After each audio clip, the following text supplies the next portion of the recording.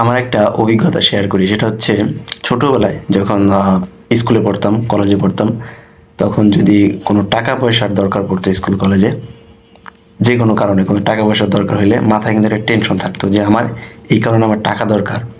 কিন্তু ওই টেনশনটা তখনই রিলিজ হইতো যখন আমি আমার ফ্যামিলির বাবাকে অথবা বড় ভাইকে বলতাম যে আমার এখানে টাকা লাগবে।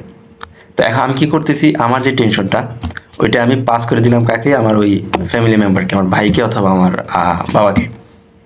কিন্তু যখন আমি নিজে বড় হয়েছি, নিজে যখন আমি এখন নিজের দায়িত্ব নিজে নিছি বা আমার আন্ডারে যখন কোনো ফ্যামিলি থাকবে, তখন কিন্তু ভাই ওই টেনশনটা রিলিজ করার কিন্তু কেউ থাকবে না।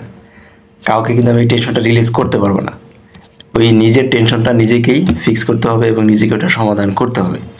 তো এই জিনিসটা মানে এখন চিন্তা করি যে আগে কি সুন্দর সিম্পল ভাবে মানে আমার টাকা পয়সার টেনশন হোক, যে কোনো টেনশন হোক, আরেকজনকে রিলিজ করে দিতে পারতাম, আরেকজনকে পাস করে দিতে পারতাম, যেটা বড় হওয়ার পর আর সম্ভব হয় না।